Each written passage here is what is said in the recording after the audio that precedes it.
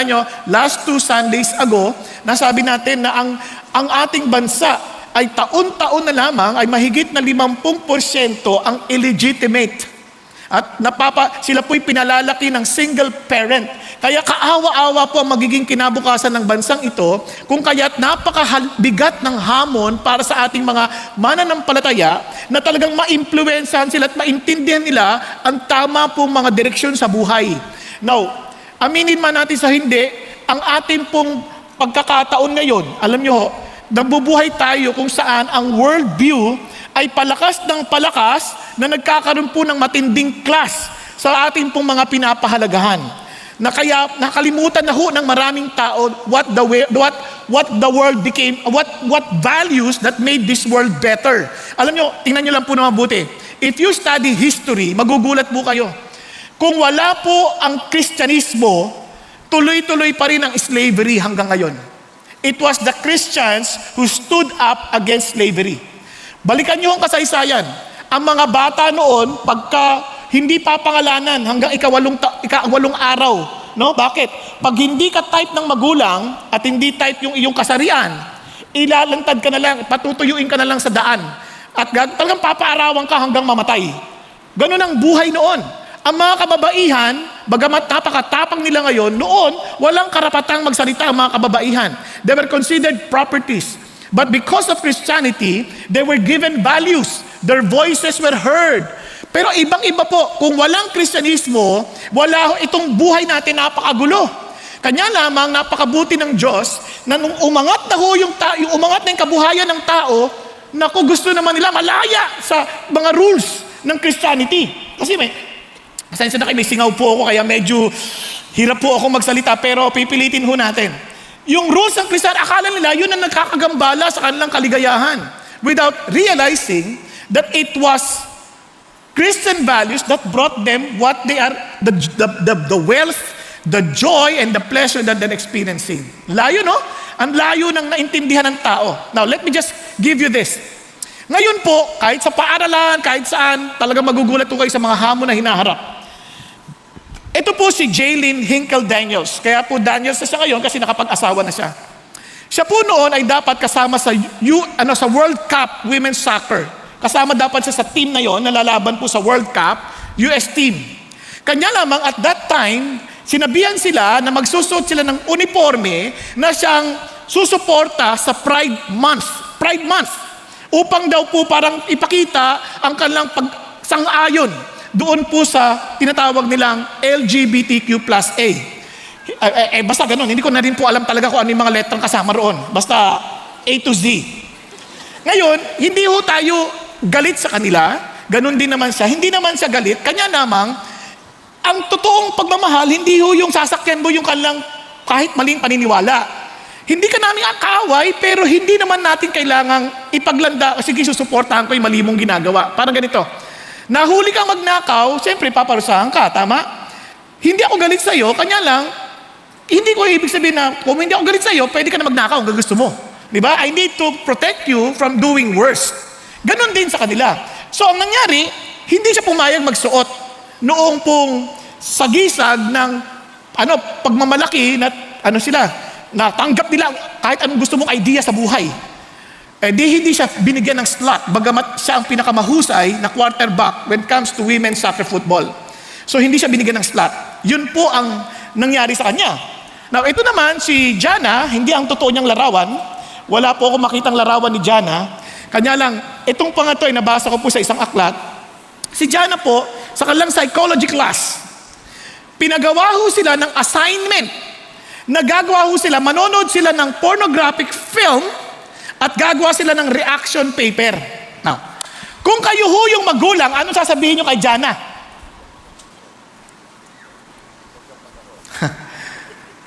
Running for honor.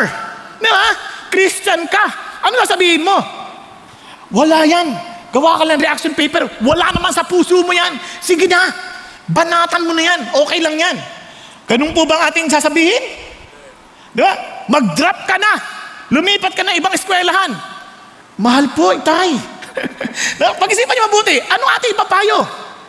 Ganyan po ang hinaharap ng mga estudyante ngayon. Saan sila tatakbo? Ang dali yung sabihin, wag mong gawin assignment mo. Babagsak ang anak mo. Pag-isipan mo mabuti. Madali yung sabihin, wag kang makisa-isa sa mga ganyan. Di ba? Kaya mamaya, ipapaliwanag ko papaano, ha? Okay lang kayo? Kaya huwag kayo matulog. Kasi hindi ko agad sasabihin sa inyo ang solusyon. Ipapakita ko muna sa inyo kung anong hinaharap natin bilang mga mananampalataya ngayon.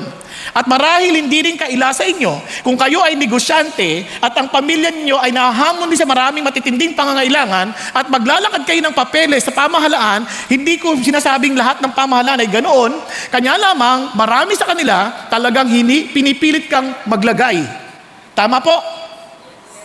Parang ayaw niyo umamin, ano? Siguro nakapaglagay na kayo.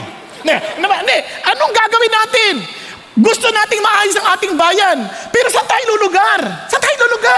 Nalagay kayo, nandun na, nagpa-import na kayo, tapos hindi makalabas dahil sa kailangan ng mga buwis na ini-implement sa'yo. Ano masabi ko? Buwis! May singaw ako eh. Ikaw talaga, oh. Ang sakit, ha? Tax. Okay, mas madali na, tax. Di ba? Hindi mo malaman. Ano talaga? So, saan ka lulugar? And imagine if your son or your children would come to you and say, Dad, what should we do? I'm now in charge of the business. What should I do? Yun ang challenge. Ito, pamilya na itong pinag-uusapan natin. Kaya itong challenge na ito ay isang realidad na kailangan nating harapin. Listen to this, friends. Christian families are on a counterflow. Whether we like it or not, kung Christian ka, naiintindihan natin, when we came to know Jesus, naglalakad tayong ganyan, then we encountered Jesus, sabi Jesus, you're on the wrong way. Kaya babalik ka, kasalubong mo yung daigdig. Paano ka haharap? Diba? Kaaway mo ba sila? Hindi. Pero paano ka iilag? If you are not strong enough, for sure, you'll never survive. Kaya nga po, ang challenge po sa atin ngayon, hindi biro. Kaya sabi ng isang pastor, si Alistair Begg, sabi niya, the world around us is antagonistic to biblical truth and biblical conviction. Galit sila.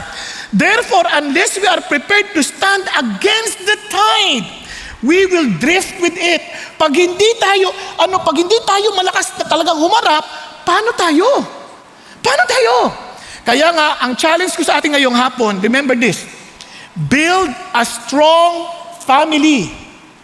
Kaya marami po hindi nakakatawid dahil hindi tayo intentional na palakasin ang ating mga pamilya. Akala natin parang bahala na si God. Tutulungan naman niya tayo. Yes, He already gave us His instructions. We need just to follow His instructions. We need to trust Him. Kaya lang, we need to intentionally build a strong family. Pakisabi mo sa katabi mo, kahit hindi ikaw ang tatay, kung ikaw ay anak, o kung ikaw ang magulang, praise God, pero kahit sino ka pa man sa pamilya, lahat naman tayo dito may pamilya, tama? Sino dito walang pamilya? Pakitaas ang kamay. Salamat sa Diyos, walang singaw. So, sino lahat dito nasa pamilya? Pamilya? Pakitaas ang kamay. Okay, good. Kasi hinahanap ko yung iba, nalilito. May pamilya ba ako? Wala. Hindi siya makapagtaas ang kamay. Sa lahat na nagtaas ang kamay, pakisabi mo sa katabi mo, let's intentionally build our family strong. Okay? Palakasin natin to. We need to build a strong family. Kasi, tingnan ninyo in Judges, for example, yung mga tao, naglilingkod sila sa Diyos nung buhay pa si Joshua. Kanya lang, nung buhay pa si Joshua, pati mga elders, na nakita lang yung talagang ginawa ng dakilang Diyos, mga dakilang bagay na ginawa ng Diyos. Kanya lang, nung namatay na si Joshua, noong 110, ito nangyari, tingnan ninyo. And there arose another generation after them who did not know the Lord, nor yet the work which He had done for Israel. Kaya ang buhay nila, salungat na sa kalooban ng Diyos. Ang lungkot nun. Diba? Akala natin okay tayo, yung pala yung susunod na henerasyon, hindi na. At paano pa yung susunod na henerasyon? Kaya nga, we need to be intentional. May I request the parents po, pakita sa kamay, parents, ang laki ng ating responsibilidad. We need to prepare our children to the next generation, not only children, but to the sons of our sons. Importante po yan, prepare them. At ang pinakasukatan ng totoong tagumpay natin, minsan, hindi naman yun na-achieve natin sa buhay. Kamustang anak natin? What's the point of gaining so much pero yung mga anak natin pariwara. Tama? Ngayon, yung mga bata naman, huwag kayong malungkot. Kung hindi man ninyo nakamtan, yung bagay na yun, dapat maintindihan natin na mayroon Diyos tutulong sa atin. Pag-isipan nyo, marami, tinuturuan natin sila tungkol sa Bible. Pero hindi natin tinuturuan paano magtiwala sa Diyos. Magkaiba yun. Naku ha? Halimbawa lang, etong pamangkin ko. Baka magtaka, ba't ang gwapo naman yan? Naku, relax lang kayo, mas gwapo yung pamangkin ko dyan. Hindi ko lang nilagay larawan niya kasi baka malagay siya sa alanganin. Hindi, kasi France ang tatay niya. Okay? Yung pamangkin ko sa Canada. Hindi na mahalata sa lahi namin, Diba? Huwag niyo akong tingnan, yung pamangkin ko. Itong pamangkin ko, tumawag yung nanay. Kuya, yung anak ko binubuli. Sabi niya, anong gagawin ko? Siyempre, ang hirap na, binubuli. Alam niyo kung anong advice ko? Ang magaling yung pastor, ito advice. Abi, aralin mo ng karate. Para pag binuli siya, kaya niya ipagtanggol ang kanyang sarili. Okay lang yun na karatista siya. O naman, ganyan din ang ginawa ko noon. Nung binubuli ako, hindi siya diba, ganyan, Tingnan niyo yung mga Christian na payo. O, di ganito, binaba ko na. Nag-pray ako ngayon, pinag-pray ko yung pamangkin ko. Panginoon, alam niyo, parang bumulong ang Diyos. Ano yung pinapayo mo? Bakit pinapayo mong lumaban? Hindi ko maalam, habang nagpe-pray ako, yung kapatid ko, tumawag na doon sa tiyuhin na karatista na nasa Canada. Para tuloy, sigurado ka, talagang gusto matuto anak mo sa karate, hindi mo na mapipigilan yan, ha? Talagang pag lumaban yan, lalaban talaga yan. Yun ang usapan pala. Eto naman, nagpe-pray ako, kausap ko si God, sabi ko, Lord, bakit ganun ang turo mo? Sabihin mo, turuan mo yung anak niya mag-pray, pagkakataon niya yun, makilala ako. O nga tawag ka ulit ako. Tol, mali ako. Itong pastor na to, kailangan mag-repent. Ganyan. Sabi ko, mali ako. Bakit? Dapat turuan mo, this is your chance. Turuan mo yung anak mong mag-pray. Sabihin mo, si God is able to protect him. God can protect him and God is able to keep him safe. Oo nga, Thank you, kuya. Di tinuruan niya. Eto na ngayon nangyari. Meron silang laro. Kalaban, sabi niya, Mommy, I am so afraid. Why? Because my opponent is the one bullying me. Di ganun, Sabi niya, let's pray. Di nag-pray sila. Pagdating doon sa competition, nalaman nila yung bully, mas matanda doon sa sa age ng mga players. Nilipat siya sa higher category. Di ba? Kaya, pag uwi ng anak, Mommy! What? God answers prayer! Gano'n siya kasi 7 years old lang. God answers prayer. Why? You see, Mommy, you know what happened? Kinento na nga, nanilipat yung kalaban niya. Tapos, and he kept on praying for this guy.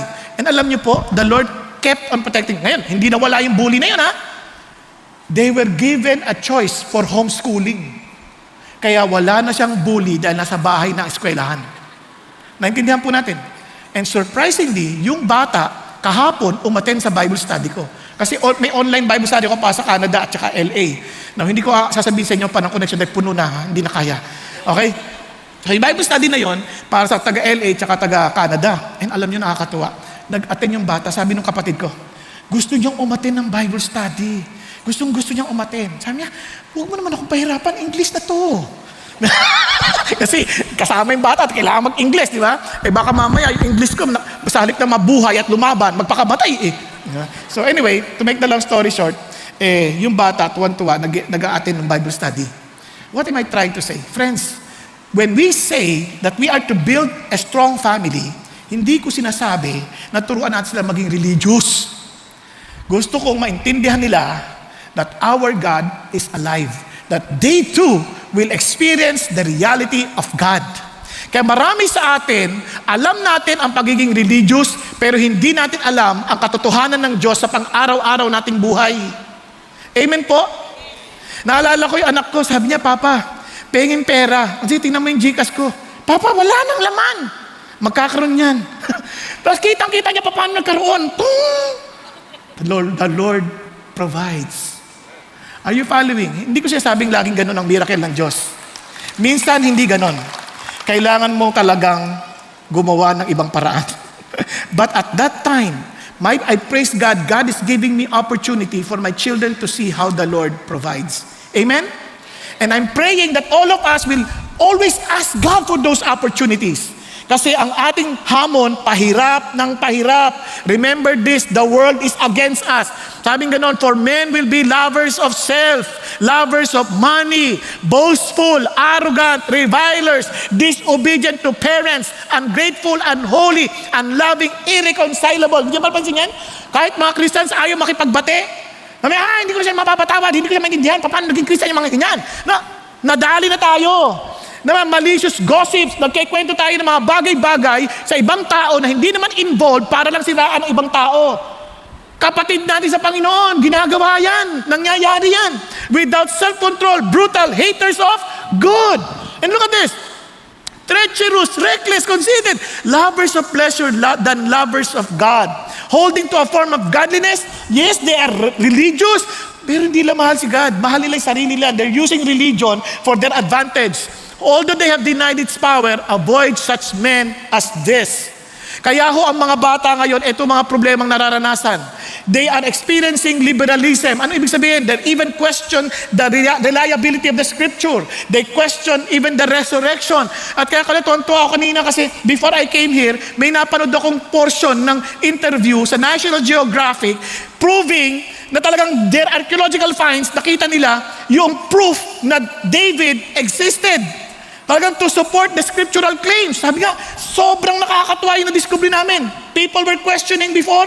Now, we have the evidences that David existed. And the accounts of the scripture are true.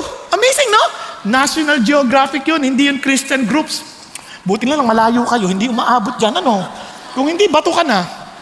Anyway, ano pa? Secularism and humanism. Pati yung mga advice natin, minsan ang layo na. Talagang napaka-secular na ng ating mga mindset. Inuun natin, yung mga buhay ng, parang kailangan, isipin mo yung damdamin ng ibang tao, kahit mali-mali ginagawa. Nakakatakot. We focus too much on materialism, how to establish our own kingdom.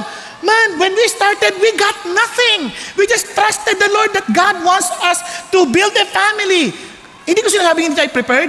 Ang sinasabi ko lang, we need to trust the Lord. Hello? Pakigising yung katabi niyo, please. How can we build a strong family? We get so weak. Diba? Kasi diba, worldliness. Puro, sabay na rin tayo sa inuman. Sabay na tayo sa anong gusto ng mundo. And alam niyo yung challenge? Kawawa, mga bata ngayon. They analyze the loneliness. They analyze yung kanilang feeling of isolation. Anong analysis nila?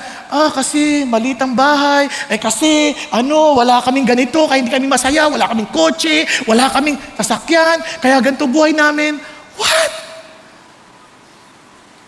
Mas malala yung buhay namin noon. Bukod, yung sasakyan, magkaroon ka pa ng sasakyan. Ang model pa, D2LAK. Alam niyo yun?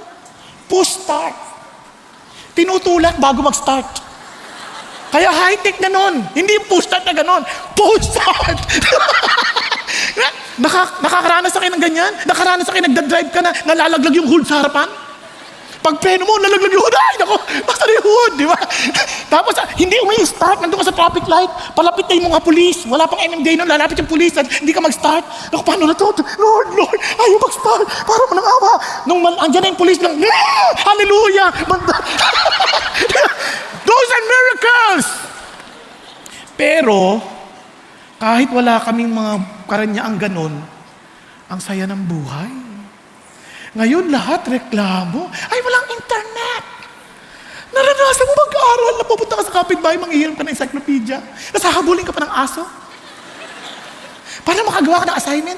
Ngayon, internet lang na wala sandali. Galit na galit ka na. Diba? Diba? Kailangan ko ng cellphone. Anak, anong grade ka nga? Grade 1. Anong kakain sa cellphone, anak? Para sa project. Nagugulat ako sa nangyayari sa mundo. Too worldly. Tapos pag nakita mo, busy nanonood ng TikTok. Alam mo bakit? Pakaganyan yan. Apa, anong ginagawa niyan? Sinasabayan yung TikTok. Ang saya-saya.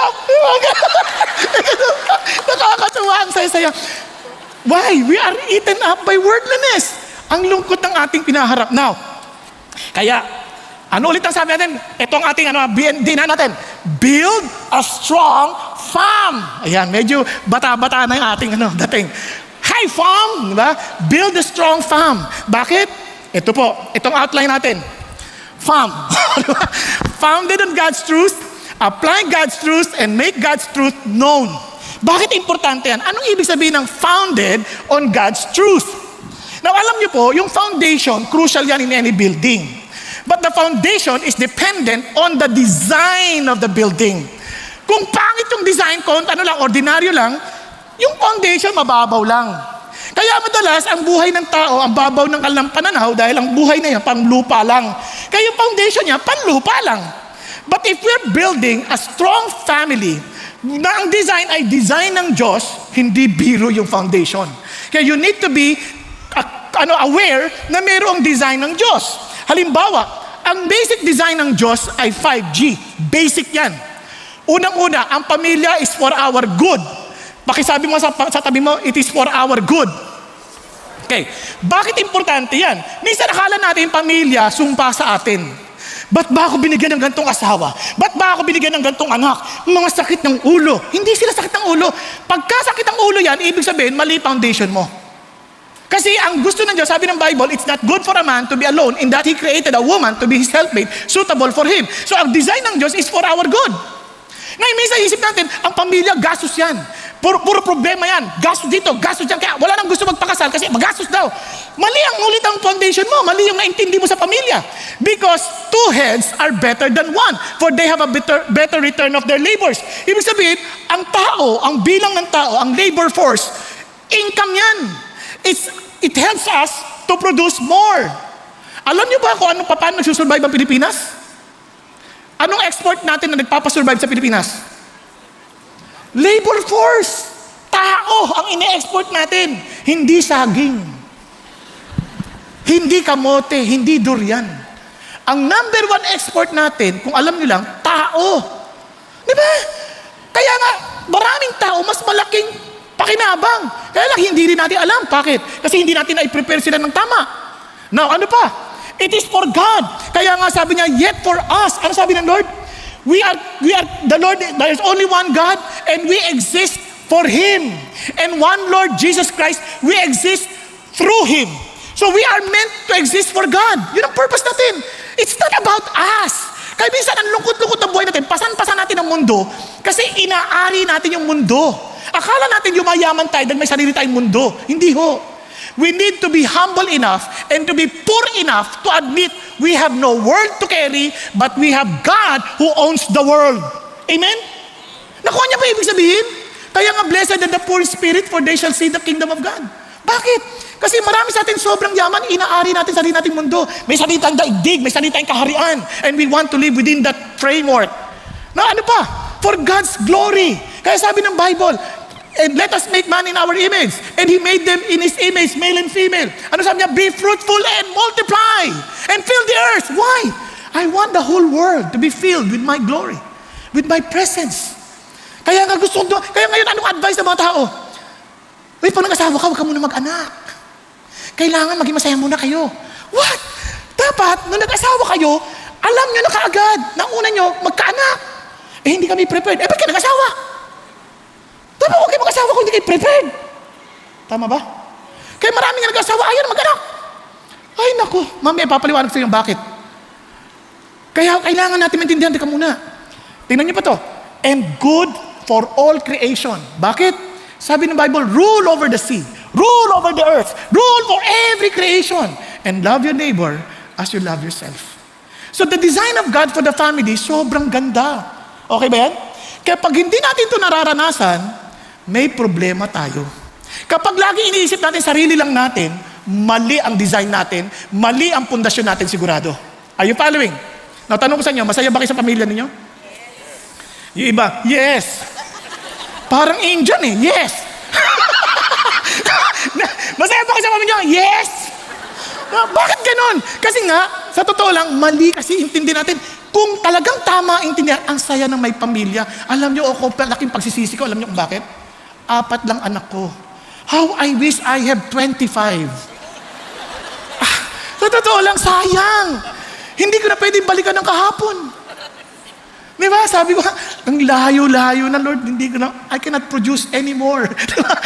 Bakit? Sayang. May panahon lang yun eh. Kaya huwag kayong, mag-ingat tayo. Now, look at this. With that in mind, look at this, with that in mind, ano sabi ng Lord? Now, this is the commandment, the statutes, the judgment with the Lord your God has commanded me to teach you, that you might do them in the land where you are going to possess it. Di lamang dito na kayo, itong gusto ko maintindihan nyo, so that you, your son, and your grandson, was thinking not only for your family at the moment, pati yung susunod pa at yung susunod pa. Okay ba yan? Nung tayo po ay marahil, iba sa inyo nagpakasal, ang inisip nilang yung ngayon. Kaya pagdating sa kasal, ang saya-saya. Tapos, di ba? Parang, nung magbabayaran na, ang mahal pala nung kasal. Hindi ka prepared na malayo. Hindi ka pinagandaan yung susunod. Hindi ka pinagandaan yung apo pa. Hindi ka inisip yun. Ang inisip ka lang, yung ngayon, masaya. Lahat, parang ang saya ng mga bisita. Naku, wag ka, iiwang ka nila. Ang totoong buhay, yung kayong dalawa, at yung susunod na generation, at yung susunod na generation. Nasusundan ninyo. Now, tingnan niyo po ulit. That they, sabi niya, might fear the Lord your God to keep all His statutes and His commandments, which I command you all the days of your life, and that your days may be prolonged. Ang idea ng prolong, ito ang sarap ng buhay. Ang idea ng Diyos, hindi yung mahabang buhay. Yung kundi yung quality. Haba ng buhay mo, 110. Bedridden ka naman, 20 years. O, type niyo ba yun? So obviously, hindi yun. Ang gusto ng Diyos, yung buhay mo mahaba, pero productive. Yung buhay mo mahaba, fruitful. Are you following? Now, tuloy tayo. Tapos sabi niya, O Israel, you should listen and be careful to do it. It may be well with you. Again, well with you na naman. Yun yung mga, naalala niyo, pag nagbabatay sa Salom, mga ganyan, I want you to, everything about you would be well. Yung talagang sobrang blessed ka. Kaya whenever we greet good morning, yung buong umaga mo maging mabuti. Pag sabi mo good afternoon, buong hapon mo, talaga mabuti. Yung good evening, buong gabi mo, mabuti. Alam niyo yun, you're wishing that to the person. Natin niyo. So sabi niya that you will multiply greatly. Wow! And that God your Father has promised in the land flowing with milk and honey. Sobrang doon na kagad ang isip ng Diyos to be blessed. Are you following? Now, tingnan niyo po Now, hear, O Israel, the Lord is our God, the Lord is one. Ibig sabihin, wala ka nang puproblemahin, isa lang ang Diyos. Wala na yung iba ang Diyos ng bundok, iba ang Diyos ng dagat, iba ang Diyos ng apoy. Hindi, lahat isa lang yan. Okay? So, hindi ka na magtatataka. Sabi niya, you shall love the Lord your God with all your heart and with all your soul and with all your might. These words which I'm commanding you today shall be on your heart. So, what does the Lord is telling us here? Itong sinasabi ng Lord. Ano yung foundation? Hindi yung dili yun. Anong foundation? Si God. Na magkaroon ka ng ugnayan sa Diyos na makapangyarihan sa lahat. Nang sa gayon, mamahalin mo siya ng buong puso, buong lakas, buong kaluluwa, ng buong pagkatao mo. Yun ang ibig sabihin. Kaya marami sa atin, walang ganong ugnayan sa Diyos. Kaya yung foundation, mababaw. Hanggang sa, yung gusto, do's and don'ts. Hindi ganun ang Christianity. Ang Christianity, may ugnayan kayo ng Diyos na masasabi mo na kapag nagkikwentuhan tayo ng ating mga anak, taste and see that the Lord is good. Anak, kung ang sarap ng may Diyos. Yung bang pag nagkikwento ka, parang kang kumain ng napakasarap na pagkain. Habang ako, ang sarap naman nito. Alam mo, napunta ako restaurant, ang sarap. Grabe. Ganon din sa pagdating sa Diyos. Anak, umatin tayo. Alam mo, ang sarap. Pag natutunan mo ito at ginawa natin, praise God. Meron tayong Diyos matatakbuhan. Pag may problema tayo, pag meron tayong pinagdadaanan, praise God. Ngayon, ano nangyayari? Yung mga sinasabi nating maka-Diyos, ang haba ng mukha. Makasimangot. Ba't ang ginagawa mo yan? Anong ginagawa mo? Ba't ganyan ka mas taas na? Pasayaw-sayaw ka pa. Parang laging galit sa kasiyahan. Kasi may mga ganong Christian Naalala ko nung bata-bata ang Christian. Sumasayaw talaga ako, mahilig ako sumayaw. Yung shout for joy. Di ba? Ang sarap ata nun. Di ba? Sing. Biglang sabi ni pastor, do not conform into the standard of this world. Ha? Anong ibig sabihin? Anong problema doon? Nagpupuri ako sa Diyos, gusto ko sumayaw. Wag daw. Kaya, siyempre, hawak-hawak, hindi ako makaganyan. Dito na lang, shout for joy. Nakuha niya yung sabihin, papipigilan mo ba yun? Because taste and see that the Lord is good. Minsan nakala natin ang Christianity, dapat nakasimangot ka lagi. Banal na pag nasa simbahan, hindi umiimik. Kapag bawal ang tumawa. Kaya marami na iskandalo sa akin kasi tawa kayo ng tawa pag nagpipreach ako Ayaw. Ba't yung pastor na yan, napaka-irreverent. Sa totoo lang, ang Kristyanismo, alam ko, napakasaya. Simula pa lang ng message si Jesus, blessed are the poor. Alam niyo sa Tagalog, anong saya. Anong saya. Anong saya. Yun ang salita ng Diyos. Christian life is so full of joy. Kaya sa bahay pa lang, ang sasaya natin lahat. Di ba? Hindi yung, ba't ka ganyan ngumuya ka, ha? Wala kang galang sa pagkain. Ba't nakahubad ka? Igalang mo yung salita, ang pagkain ang galing sa Diyos. Di ba? Paano hindi mahubad? Dati, isa lang ang damit ko. Nabasa. Kailangan ko tanggalin. Di ba? Dati, nakalimutan mo. Mga igurot tayo. Nakabahag lang tayo, Daddy. Ano ka ba? Nakuha rin niya ibig sabihin. Minsan sobrang lahat pinupuna natin. Nakalimutan natin maging tao tayo in front of God, and I praise the Lord because He is my Father and I am willing. Alam mo, sa lahat ng description ng langit, yun ang pinakamaganda, in my Father's house. Because in my Father's house, I don't need to pretend. In my Father's house, I am relaxed because my Father loves me as I am. Are you following? Walang bagay na nakatago sa atin, sa Diyos. Alam niya lahat. Kaya nga hindi ako nahiya magsabi, Lord, natatakot po ako. Lord, hindi ko po nagustuhan yung pagkain. Lord, tulungan mo naman akong gustuhin ko yung pagkain na galing sa'yo. Hindi ako nahiya magsabi sa Lord. Lord, ang alat po talaga eh. Anong gagawin ko? Hindi yung, ba't ka nagre-reklamo? Kainin mo kahit maalat. Lord, anong gagawin ko ang alat eh? Tulungan mo naman ako. Lagyan mo ng kanin, anak. Oo nga. Nakuha niyo. You can be honest to God because He's our Father. Taste and see that the Lord is good. Kaya nga, ang tatay natin, reflection sa dapat ng tatay sa langit kahit konti. Kahit konti.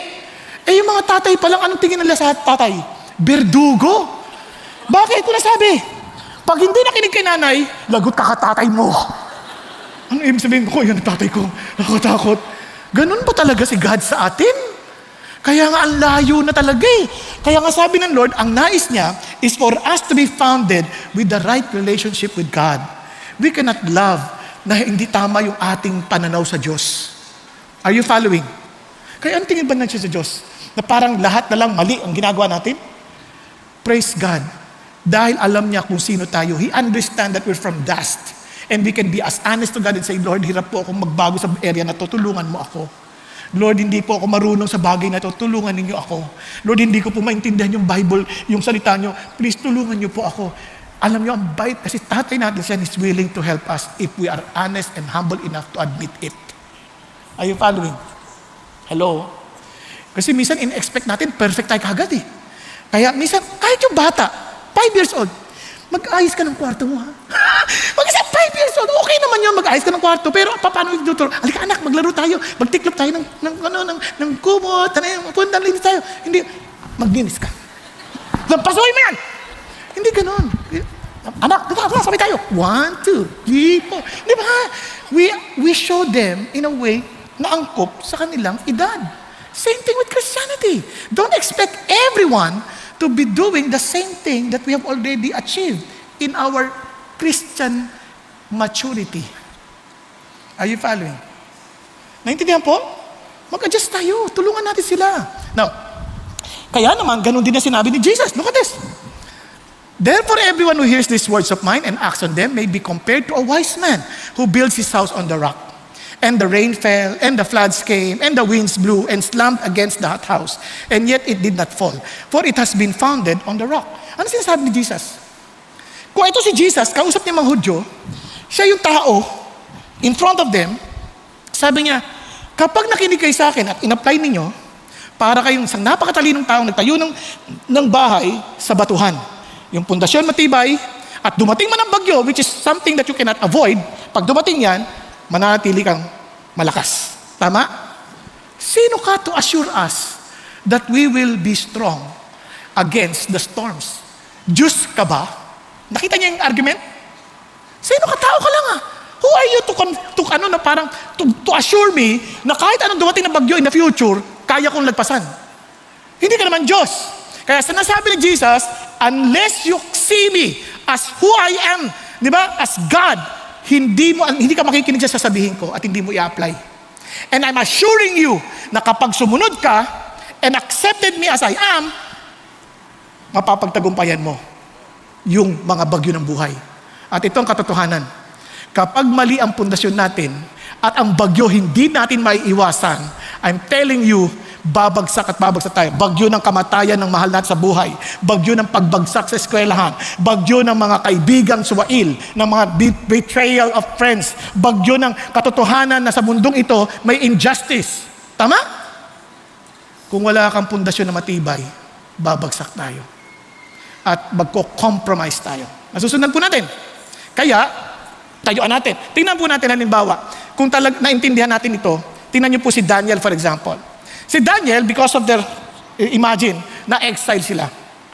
Dati silang na-exile sila, dinala sa Babylon. Ibang-ibang kultura. Parang tayo ngayon. Yung buhay natin ngayon, ibang-iba ng panahon namin, ibang-iba. Ngayon, noon panahon namin, hindi ka makakapagsalta sa magulang. Basta sinabi ng magulang, upo ka lang. Ngayon, nagtatanong ka pa, bakit? Napansin niyo ba kayo yan? Bakit ako upo? May tatanong pa, wala namang upuan. Noon, kahit walang upuan, hindi ko problemang may upuan o wala, basta umupo ka. Humanap ka ng upuan kung kinakailangan o umupo ka sa sahig. Ganun ang mga magulang namin noon. Type nyo? Pero mabuti ang buhay namin. Praise God. Ngayon, sa atin ngayon, iba. Lahat nakakapagtanong na, ang gulo-gulo pa. Diba? Akala mo silang kumikita. Now, okay naman yun kasi tama naman, relationship. Magsabi kayo, oo nga naman, walang upuan anak.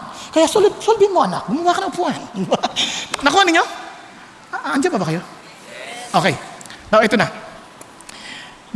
Si Daniel, ibang-ibang kultura to. Sabi niya gano'n, okay. Tandaan nyo, youth sila, about 15 years old. There was no impairment. Ang hinahanap, good-looking, suitable for instruction in every kind of expertise, endowed with understanding, discerning knowledge, and who had ability to serve in the king's court, and ordered Aspinas to teach them the literature and language of the Chaldeans. Now listen, mga kabataan, gusto niyo ng maganda kinabukasan? Whether you like it or not, sa mundong ito, yan ang standard. Sa mundong ito, Christian ka o hindi, kaya we need to excel in everything.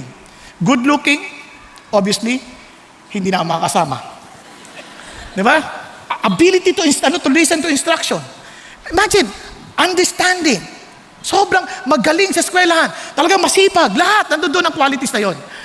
Kaya naman magtataka tayo, the Lord is not blessing us. Look at them. Na-excel na sila, there's no way for them to succeed. And yet, because they were responsible people, they believe in the God whom they serve, they are to be excellent in everything they do, na-qualify sila. Are you following? You want to influence the world?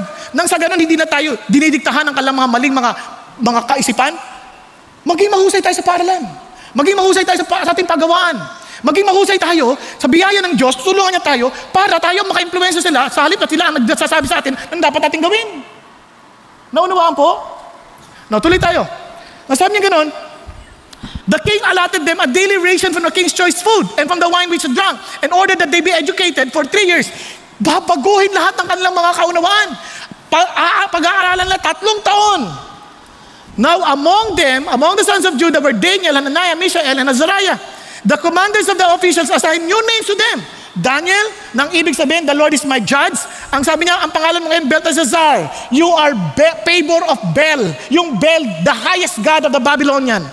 Si Hananiah, ang ibig sabihin ng Hananiah, ano nga ba? Yun na yun. God is gracious, Hananiah. At si Hananiah, papalitan ng pangalan. Anong pangalan ni Hananiah? Shadrach. Ibig sabihin, siya po ay illumined by rock. Illumined by rock, by the sun God. Si Mishael, ang ibig sabihin ay who is what God is. Yan yung Diyos. And yet, papangalanan ng Meshach. Ano Meshach? A Babylonian Venus. Now, Azariah or Abednego. Azariah, ang gandang pangalan. Yahweh is my helper. And yet, pinalanan ng Abednego, ibig sabihin, you will be helped or you will be the servant of Nego, the God of fire. Isipin niyo, pinalitan yung pangalan. Inalis sa kanila yung kanilang paninawala, pero nanatili sa kanilang kalooban. Externally, pwedeng lang galawin, pero internally, hindi nila magagalaw. Are you following? Now, ito pang amazing part. Pasensya na kayo, 1 point pa lang ako ha. 5:00 tayo. Now, look at this. But Daniel made up his mind. Ano sabi ni Daniel?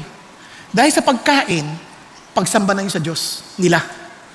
But here is Daniel, tinayuan niya yun. The foundation was so strong by saying, I'm sorry, I will not eat the king's choice food. Naintindihan po. Hindi pa man din siya wala pa rin mang desisyon sa kanya, desidido na siya na hindi ako susunod. Hindi ako gagawa niyan. Mga kabataan, ngayon pa lang, sabihin nyo na sa puso nyo, hindi ako mangongopya sa school. Ha?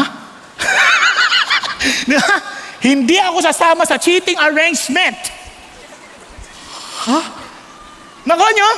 Hindi ako magiging bastos sa magulang ko.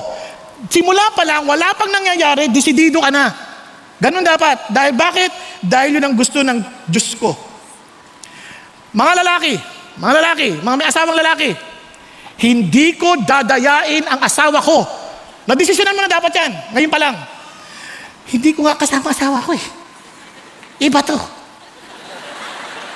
Eh, ba dito ka? Okay lang, para makapagsisi ka pa, di ba? Desisyonan mo na. Hindi ko dadayain ang mga anak ko. Desisyonan mo na. Mga babae, desisyonan mo, magiging submissive ako sa asawa ko. Pahina ng pahina. Dapat desisyonan mo na yan. Nakuha ninyo? Ganun ang, Lord, dahil mahal kita eh. Hindi ako magsusunod dahil sa kumabait sa, hindi. Susunod ako dahil mahal kita, Lord. Okay po? Tingnan nyo, mga lalaki nag-i-amen. Ito talaga, ha? Hayaan mo yung asawa mo. Di ba? Basta sa atin, sunod tayo, Lord, para sa inyo. Ibig sabihin, decidido tayo. Lord, hindi ko dadayain mga empleyado ko. Hindi ko dadayain ang aking employer. Decidido na ako. Kasi I want to love, because I love you, I will follow you. Are you following? Now, look at this. Kahit sa pagpunta nyo pa lang dito, listen, Lord, hindi ako matutulog. Yan ba? May desisyon ka na. Nakuha nyo? Para, pag natutulog, papikit ka na. Hindi. Dapat merong ganun. Ganon din sila Shadrach, Meshach, and Abednego. Naggawa ng napakalaking tori ng imahen si Nebuchadnezzar. At sabi niya, pag tunog ng trumpeta, lahat kayo dapat luluhod. Itong si Shadrach, Meshach, decidido na, no, we will not do that. And look at what happened next. Nung nalaman niya Nebuchadnezzar, totoo ba? Hindi kayo lumuhod? Kaya sabi niya, at sabi ni Shadrach, Meshach, and Abednego, O Nebuchadnezzar, we do not need to give you an answer concerning this matter. If it be so, our God, whom we serve, is able to deliver us from the furnace of the blazing fire. Kasi doon sila itatapon sa apoy. But He will deliver us out of your hand. O King, but even if He does not, let it be known to you, O King, that we are not going to serve your gods or worship the golden image that you have set up. Desidido na sa Lord, we have no other gods, not even ourselves. Kahit na hindi mabigyan na kami ng kaligtasan sa bagay na ito, we will serve you, Lord. Kasi Lord, kahit hindi mo sagutin yung prayer ko, kayo pa rin ang susundin ko, Lord, kasi ikaw ang aking Panginoon. Kayo ang aking Diyos, and I've decided, O God, to follow you no matter what. Yun ang Christian life. Doon pa lang nakadesisyon na tayo. Diba? Sa atin, paano magpe-pray? Hindi naman nag-a-answer si Lord ng prayers. Come on. Prayers is not for our desires to be given by God, but for our will to conform to God's will. Yun ang prayer. Kaya, yung mga nadidiscard sa hindi ako sinagot ng Lord, yun ang akala mo, sinagot ka kasi He wants you to conform to His will. Kaya ka nagre-rebelde sa Diyos kasi hindi mo siya kilala. He cares for you so much that He will not give what will destroy you. Are you following? Kaya desidido ka na, Lord, kahit hindi mo ako ligtas. Patay kong patay. You are my Lord. When I submitted to God to the full-time ministry, sabi ko, Lord, patay kong patay. Kung wala kaming kakainin, kung wala kami, Lord, if I perish, I will serve you. Naintindihan po? Kaya ako, kahit ano nangyari, tuloy ako kasi bakit? Because that was a decision made by the grace of God, because I love God because He loves me so much. Ganon din ang nais kong gawin ng bawat sa atin ngayon. Now, kasabi ng Bible, I urge you by the mercies of God, if you understand the gospel, listen to this, present your bodies as a living and holy sacrifice. No longer your desire, you will always be dead. Kasi living sacrifice as in living dead. Habang buhay ka, you die to your preferences, you die to yourself, I will follow the Lord, and I will never conform to this world, but be transformed by the renewing of my mind. And this is the problem. Alam niyo ba sa pag-aaral, 2,700 hours ang ginugugol ng marami sa atin sa screen time. Especially mga 15 years old and above. 2,700 hours a year. At pagdating sa Bible, meron lamang silang tinatawag na 153 hours. Pupunta sa service, yun na lang pinakapagkain nila. Tulog pa. Pag-isipan niyo mabuti. Paano tayo mananalo sa mundo? How can we counterflow kung wala tayong matibay na foundation? And I encourage you, the reason why we meet daily. We meet as much as possible. Tingnan niyo sila. I'm telling you, look at this. Day by day, continuing with one mind in the temple, breaking bread from house to house. What do you think sa house to house? Family yan. Everybody's involved. House to house. They were taking their meals together with gladness and sincerity of heart, praising God and having favor with all the people. And the Lord was adding to their number day by day those who were being saved. Ngayon, D-group, ay busy ako. Hindi namin priority ngayon yan. Kailan? Pag tumanda ka na? Pag wala ka ng ngipin? Pag malabo ng mata mo? Pag wala ka ng lakas at hindi ka na makarinig? Na habang nagdi-discussion, ano ha? Ganon? Ganon ba? Kailan tayo maglilingkod sa Diyos? Na yung pinakamalakas natin, hindi na ibibigay sa Diyos? Kailan? Friends, basahin niyo Ecclesiastes 12. That is exactly what Solomon was saying. Ang pinakamalakas nating pagkakataon, gawin na natin ngayon na. Huwag nating intahin ang bukas because tomorrow might not be yours anymore. Are you following? Hello? And secondly, apply the truth. Apply the truth. Huwag na kayo magmadali ha. Dagdag na natin para 154 hours. Apply the truth. Look at this. You shall teach them diligently to your sons, shall talk of them when you sit in your house, and when you walk by the way, and when you lie down, and when you rise up. Here's the point. Ang mga Greek, pag nag-aaral sila, pag nakinig kayong ganyan, narinig niya ako, at sabi ko, alam ko na. Okay, alam mo na yan. Ganyan ang Greek education. Ang Hebrew, hindi. Hanggat hindi mo ina-apply at hindi mo ginagawa, hindi mo pa alam. Nakakantindi yan. Ganito ang kanilang strategy. I do, you watch. Are you following? Then I do, you help. Then you do, I help. Ikaw naman. Ako tutulong. Then you do, I watch. Nakuha? Ganun ang kalang training. Kaya sabi niya, when you rise up, when you sit down, when you lie down, when you walk, teach them to love the Lord. Sa madaling salita, you do first, ikaw muna, apply it, then ituro mo, alika, gawin natin parehas. Lord, pakita natin ang pagmamahal natin sa Diyos habang naglilinis tayo ng kotse. Pakita natin ang pagmamahal natin sa Diyos habang nagluluto tayo. Tingnan nyo pa paano magmahal sa Diyos habang nag-aaral tayo. Lika, tingnan nyo kung paano magmahal sa Diyos habang naglilinis tayo ng bahay. Lahat yun, expression ng pagmamahal sa Diyos. Ba't ka naglilinis ng bahay? Gusto ko malinis eh. Hindi. Para hindi magkasakit ang mga kasama mo sa bahay. Hello? Dahil mahal mo sila eh. Bakit kailangan mo maglinis ng sapatos mo bago may pasok? Kasi ayaw mo magdala ng anumang mikrobyo sa kaloob parang hindi sila magkasakit. Dahil mahal mo sila. Gusto mo bang pagpasok mo bilang, asyang. Mas bilang, tung, Mpox. Nakuha ninyo? All motivated by love. Kaya you teach them. Kaya habang nagkakainan kayo, ang kwentuhan ninyo, hindi, paano lumaki ang kita? Paano? Hindi. Ang pinagkikwentuhan nyo, how can we be better serve the Lord? And by doing so, we will earn more by God's grace. Because He promised that if we put Him first, He will take care of our expenses. Nakuha niyo yung usapan? Ang layo. Kaya nga kahit sa usapan, kamusta ang aral mo? Kamusta? Mag-pray ka lagi. Kaya may children, nung nag-aaral sila, lagi sabi, hirap ako. Mag-pray tayo. Hindi ko na, mag-pray tayo. Because you're teaching them to trust in the Lord, to put their confidence in God. Amen? Ultimong pagluto ng itlog. Would you believe, nagpe-pray pa ako? Lord, magustuhan ng pamilya ko. Ang hirap ata ng pagluto. Hindi masarap. Sayang, mahal na mahal ko pa naman sila. Gusto kong masarapan sila. Pero hindi masarap. Di bale, Food Panda. Nakuha niyo ibig sabihin. Kasi you want your best para masarapan sila. Kaya ang saya-saya ko pag sinabi ng asawa ko, ang sarap ng luto mo. Hallelujah. Praise God. Naintindihan? Nakuha niyo po? Kaya when you do something, pag pinagugas ka ng magulang mo, yung matutuwa yung magulang mo, anak, ang ganda ng hugas mo. Pwede tayo magtayo ng restaurant. Yung ganun ba? Masaya. Hindi yung, ano yan? Anong hugas to? Ba't ang lagkit pa? Tinan mo, pwede pang moisturizer. Nakuha?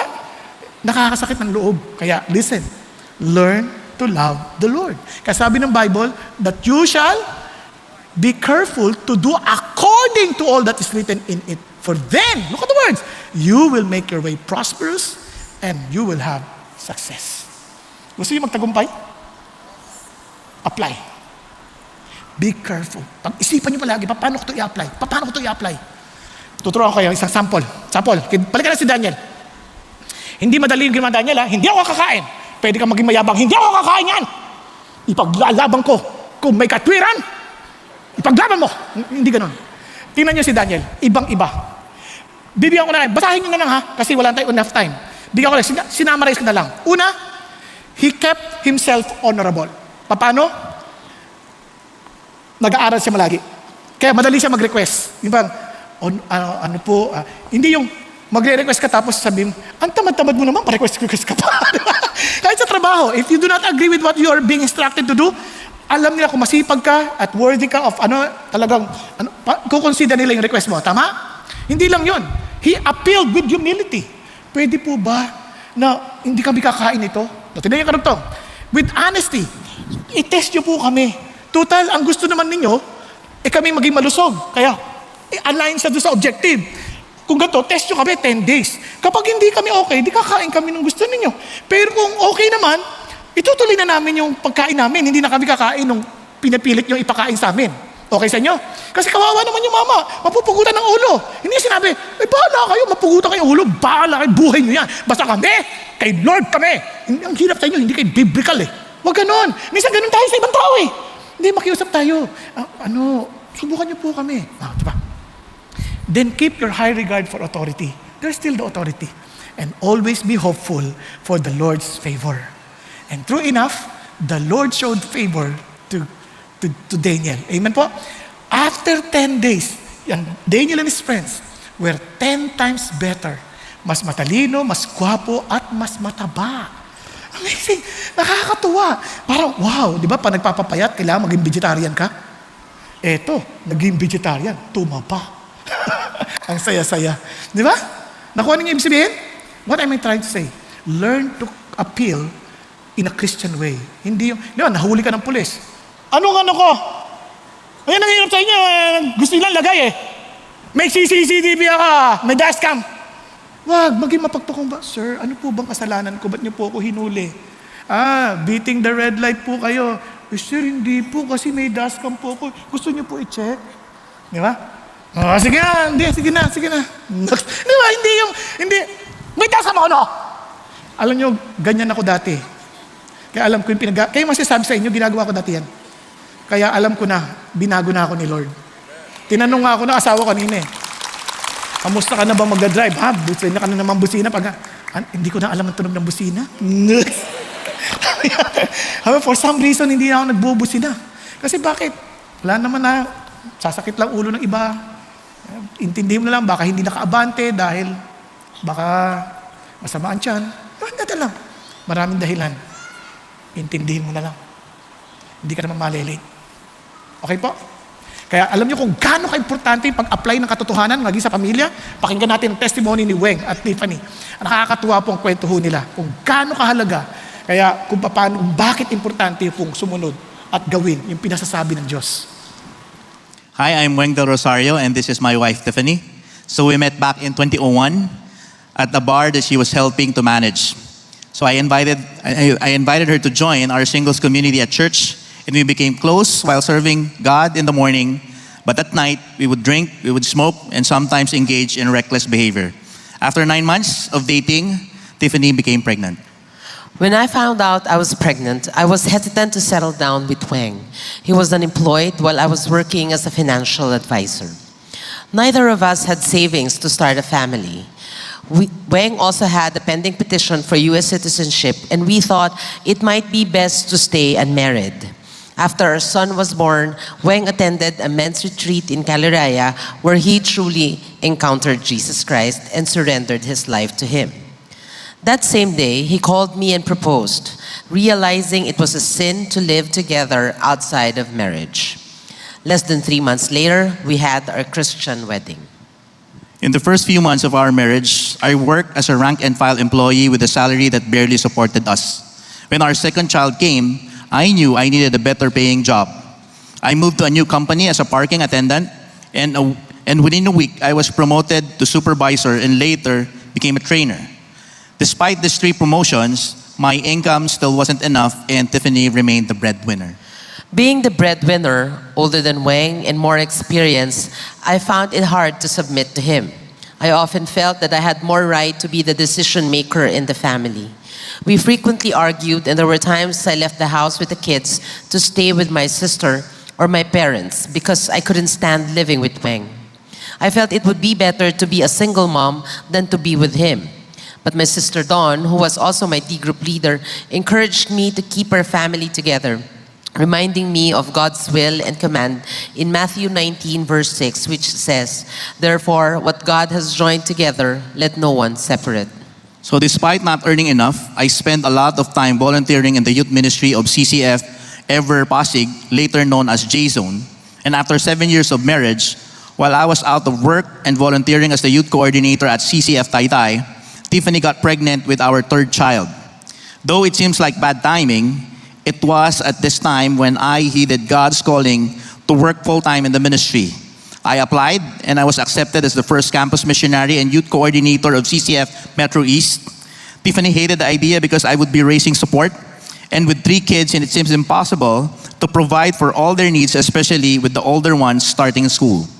As our kids grew up, Wang and I continued to serve in the church, bringing them along on weekends to watch us serve in the youth ministry. But life at home was different. We sometimes had intense arguments that ended in shouting matches in front of our children.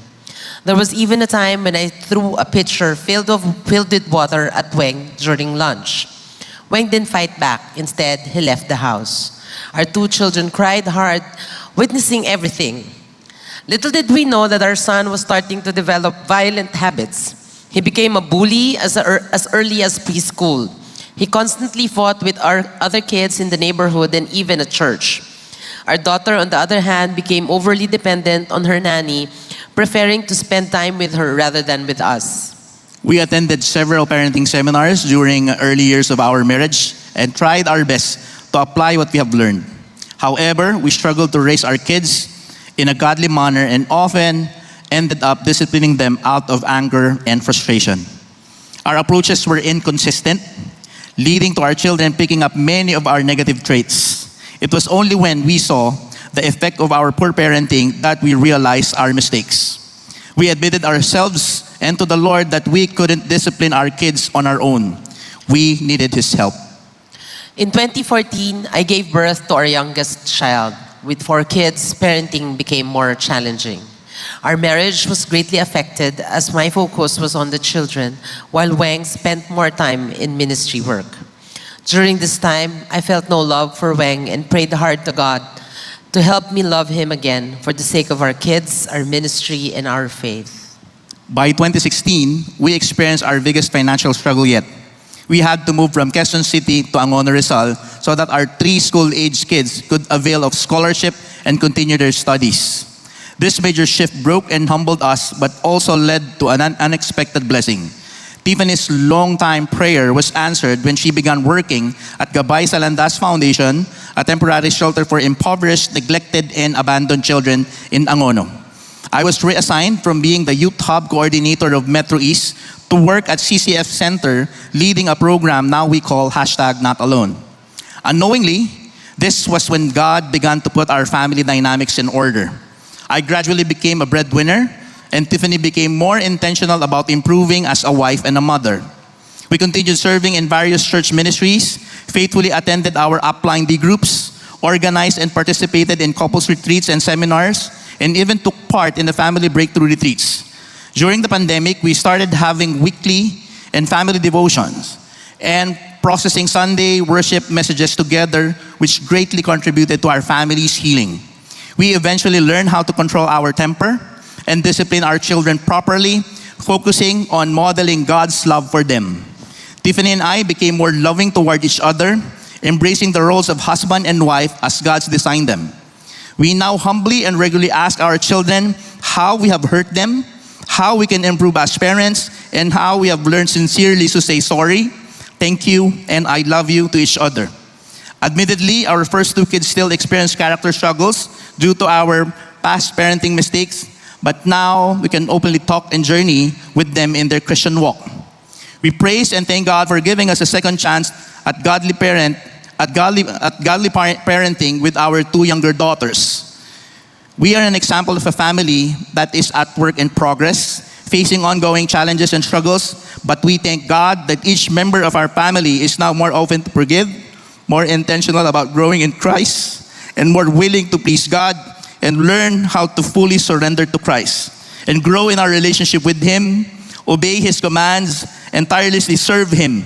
We experience this amazing and supernatural work in our lives, all for His glory alone. I am Weng. And I am Tiff. All praise and thanks to our God who transformed lives. To God be all the glory. Praise God. Ako, praise the Lord, ha? Mag-pray ho natin sila sandali, no? Bago ho natin sila pa. Panginoon, maraming salamat sa buhay ni Weng at ni Tiff. Thank you, Lord God, for the humility, Lord Jesus, to follow you, to listen to you. Panginoon, salamat for so many chances that you're giving all of us, Father God, to improve. And I pray that we will not just neglect those opportunities, Father God, that you're giving us. Salamat ulit, Panginoon. Protect them, Father God, na patuloy po silang mabalutan ng iyong biyaya para makita lalo ng kanilang mga anak ang inyong pong pagmamahal at ang iyong katotohanan. Thank you, Lord. In Jesus' name we pray. Amen. God bless you. Praise God. Alam nyo, napakasarap po na ang Diyos nagbibigay ho ng pagkakataon. Kaya if we fail na parang, oh, we have failed, wag ho kayong mag-alala. Praise the Lord for this wonderful opportunity where we can start all over again. Amen po. Habang may panahon pa tayo, gawin na natin. Seryosohin natin. Kasi isipin nyo, kawawa yung mga anak, no? Hindi lang yun. Kawawa din sila. Pero ngayon, nung nagpo-problema sa pera hindi problema yan. Problema, kayo mag-asawa, magtulungan kayo sa pera. Hindi yung, eto lang! Tapos binato mo pa. Di na wala lalo. Sayang, right? Eto lang, alika, paano natin pagtutulungan to para maparami natin to? Nakuha niyo po, pinagtutulungan yan. Kaya nga, ang design ng Diyos is for your good, for goods, for God, for God's glory, and for the good of others. Amen? Now, balik tayo dito. Now, ano po yung sinasabi pa ng Panginoon Diyos? Huwag tayong mag-alalang to do, because remember, kasama natin si Jesus, may Holy Spirit, may promises ng Diyos, at the same time, may pamilya ng Diyos. Don't try to live the Christian life by yourself. Be part of a group. Matuto tayo sa mga ginagawa ng ibang tao. Yung iba so proud that they're not willing to be accountable. Ayaw nilang maiging vulnerable. Hindi, alam niyo, sarap sa Diyos. Alam, marami akong mga kamalian. Kung hindi sa D-group ko, na sinabi sa akin kung anong pagkukulang ko, para magbago ko, hindi mangyayari yun kasi hindi ko nakikita eh. Nakikita ng iba. Nakuha niyo po, pag asawa natin nakakita, nagagalit tayo. Feeling natin, asawa natin, puro mali nakikita. Kaso, paano hindi niya makikita lagi yung mali? Tayo lagi niya nakikita. Ang laking pagkakamali. Di ba? Samantalang, pag narinig na sa iba, uy, confirm. Tama nga. Di ba? So, it's good for us to remember that we are one family. Now, hindi lang. Now, kaya naman, may I challenge all of us. Finally, make God's truth known. As a Christian family, remember this. Tingnan yung sabi ng Lord, you shall bind them as a sign on your hand, and they shall be as frontals on your forehead. You shall write them on the doorposts of your house and on your gates. Ang nakakatuwa yung mga Israelites, literally nilagay dito, nilagay nila doon sa mga doorposts. Ang idea niyan, kunyari, nasa trangkahan yan, sino makakita? Sino makakita? Nasa trangkahan. Sino makakita? Mga nagdadaan, nagdi-deliver. But ano sinasabi niya? Yung love natin sa Diyos, nabo-broadcast yan sa ibang tao. Kaya wherever we're walking, nakita lang sa noo mo, hindi siya literal, pero nandyan yan, and they see, wow, this person loves the Lord. Why? Look at his life. Now the reason why I want to be like him. Kasi ang ganda ng buhay niya. That's the idea. Let the truth be known to everyone. Hindi naman nagbago yung calling ng Diyos sa atin. Kaya sabi ng Lord, God bless them. Di ba? Sabi ng Lord, look at this. And God said to me, be fruitful and multiply. Remember, sabi sa inyo kanina, maraming pamilya ayaw na mag-anak. Alam niyo sa Inglaterra, yan ang problema nila. Ayaw na mag-anak. Ngayon, yung Islam, anak ng anak. Sinasakop sila na kahit ayaw nila ng mga filosofiya ng Islam. Kawawa. Kasi nga, anak sila ng anak. Tayo, nakalimutan natin, yung pag-aanak, we are multiplying generations of followers of Jesus. Kung natitrain natin sila, marami sila, and to the next generation and the next generation, can you imagine if we keep on multiplying and we are all followers, faithful followers of Jesus, biologically, panalo ka agad. Aside from the fact that we bring the gospel through our proclamation. Nakuha po natin, walang papakain eh. Ano ka ba? Nung baby ka, Sa palagay mo, alam mo ba kung paano ka pinakain? Tingnan mo, buhay ka naman ngayon. Alam mo ba kung gaano kahirap ang pinagdaanan ng magulang natin? Buhay naman tayo ngayon. Because God, if He has a plan for us, He will surely make it a point. He will make sure na magsusurvive ka and will fulfill His mission. Nakakaintindihan? Kaya huwag kang matakot. Nung una, di ko maintindihan. Ano yung klaseng pagkain niya? May pag-gerber pa. May pa-Cerelac pa. Nung panahon namin, kaya mga boy. Nabuhay naman. Hindi man kami matatangkad dahil sa pero cute naman. Nasa nagdadala lang yan. Di ba? Kaya anong punto natin? We need to produce generations of followers of Jesus. Look at this. Anong gusto nyo dumami? Yung sa Joke family na puro kriminal, na may 310, 1,200 professional paupers, di ba? 300, 1,201 in 4 died in infancy from lack of good care and good condition. 50 women who lived lives of notorious debauchery. Sabi niya, 400 men and women were physically wrecked early by their own wickedness, were murderers, 60 were habitual thieves. Di ba? Gusto natin ng ganyan, dumadami sila. Wag! Ang padamihin natin, yung pamilya ng matuwid. Katulad ng pamilya ni Jonathan Edwards. May isang vice president, 3 US senators, 3 governors, 3 mayors, 13 colleges presidents, 30 judges, 65 professors, 80 public office holders, 100 lawyers, 100 missionaries, pastors, and theologians. Kung wala silang ganung anak, di sayang. Let's build generations of righteous people who fears God and follows Him and believes in Him that He is able to do beyond what we ask or even imagine. Amen po? Kailangan nating tumayo. Kaya ang sabi ng Panginoon Diyos, go and make disciples of all nations. Now listen to this. Kaya instruction pa lang sa leaders, must sure that you manage your family, household well, keeping your children under control with all dignity. Kaya naman sa Bible, magugulat kayo mga Christians. Now I urge you, brethren, you know the household of Stephanas? That they were first fruits of Achaia and that they have devoted themselves on ministry to the saints. Buong pamilya involved in ministering to the saints. The churches of Asia greet you. Sabi niya, Aquila and Prisca greet you heartily in the Lord with the church that is in their house. Do you think hindi involved ang buong pamilya? If the church is in the house? Nakuha niyo po? Tingnan niyo po, greet the brethren who are in Laodicea and also Nympha and the church that is in her house. Sa bahay nila, nandun yung church. Everybody's involved. Tingnan niyo po, sa Acts, si Philip the evangelist, one of the 7 na nag-serve ng pagkain. Tingnan niyo anak niya. We stayed with him. And now this man had 4 virgin daughters who were prophetess. Nagpo-proclaim ng messages ng Diyos. Babae. Kaya kung marami yan, ito pa, lalo pa, si Philemon, Paul, a prisoner of Christ Jesus, and Timothy, to Philemon, our beloved brother and fellow worker. Tinasab niya, and Apphia, our sister, and to Archippus, and our fellow soldiers, and to the church in your house. These Christians are very involved in serving the Lord. Hindi building their own kingdom. They're building the kingdom of God. The whole family is involved. Naintindihan po? Tingnan niyo po. Balikan natin si Jaylin. Alam niyo nangyari kay Jaylin? Ang lungkot. He was not given a slot to be part of the World Cup, but she became part of the National Women's League, soccer league, and number one player siya, scorer. Si Jana, sa talino na binigay ng Diyos, alam ginawa? Instead of watching the porn film, ang ginawa niya, she studied and presented a report on why they should not watch porn. Sa sobrang tuwa ng teacher, sabi ng teacher, i-report mo sa buong class. Ni-report sa buong class, and most of her classmates followed her lead. They did not watch the porn film. Di ba? As Christians, friends, we need to make a stand. Build a strong fam. Kaya naman, sa buhay natin to, kahit kung sakali sa pamilya niya parang wala, wag na natin sisihin, wala sila integridad, hindi sila sumusunod sa Diyos. Hindi issue yun. Tayo, sumunod tayo sa Diyos. Wag natin sisihin magulang natin, wag natin sisihin mga anak natin, Christian din man. Ikaw, Christian ka ba? Then start from you. Build the strong family. Influence the whole family with your faith, with your relationship with God as your foundation. Amen po? Now, tingnan niyo po. Katulad ito, sa ating pamilya. Itong si Greg Norman, I know, yung mga golfers, kilala ito. Si Greg Norman, natatakot ang mga ibang mga golfer professionals dahil napaka-stoic niya. Alam niyo, stoic? Yung parang stone.